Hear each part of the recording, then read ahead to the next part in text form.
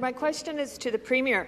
Speaker, Best Care is a chronic disease management program created 3 years ago to support patients in London and across the Southwest who are living with COPD and heart failure. The program has led to a 51% reduction in urgent physician visits, a 60% reduction in hospitalizations, and a 63% reduction in emergency department visits. That's not only better for the 10,000 patients enrolled in the program, but it means savings of $1,000 per patient or $10 million that can be reinvested into health care.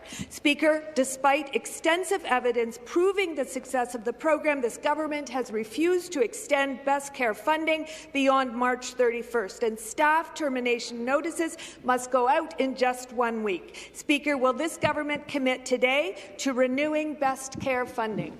The Government House Leader.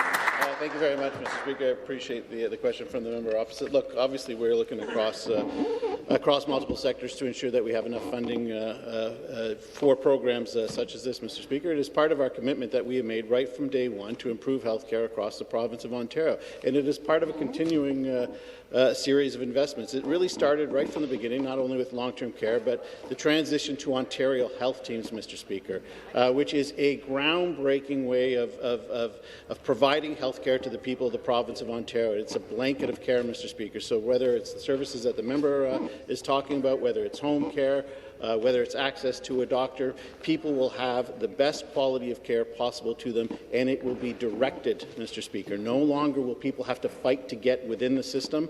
They will have an avenue in, Mr. Speaker. And it is also, of course, part of that enormous investment that we're making, the highest investment in health care in the history of the province, Mr. Speaker. More work is obviously needs to be done, Speaker, but we will continue on that work, not only for the next couple of months, but I'm sure well beyond the next election. Thank you. The supplementary question. I want to direct my supplementary to the Minister of Labour because he is well aware of the success of this program in his riding.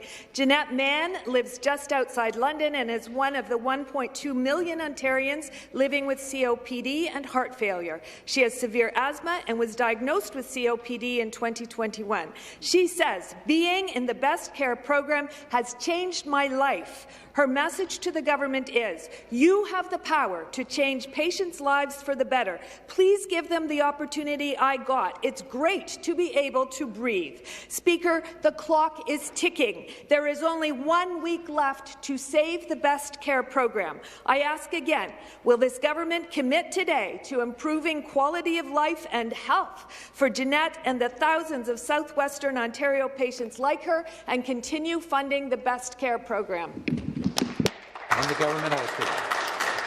Yeah, Mr. Speaker. Look, there are so many good programs across the province of Ontario, programs that have been supported by this government, Mr. Speaker, and additional programs that we've put in place to ensure that Ontarians have access to the best quality health care system, not only in Canada, but Mr. Speaker, but North America. It is part of what we started right from the beginning. We knew that when we came to office, there was a lot of things that had to be done, whether it was long-term care, whether it was improving health care. That's why we're building more hospitals. That's why Ottawa is getting a brand new hospital. Peel is getting a brand new hospital. Brampton is getting a brand new hospital. 3 new hospitals in Niagara, Mr. Speaker. That's why we are hiring so many additional health care workers, 27,000 in long-term care alone, new nurses. We've added health medical schools in Brampton, Mr. Speaker, in Durham, in Scarborough, because we know that we have to do better. We cannot allow the failures of the past 15 years in the 15 years prior to us coming to government to inform the decisions that we make going forward. So whether it's the services that the member is talking about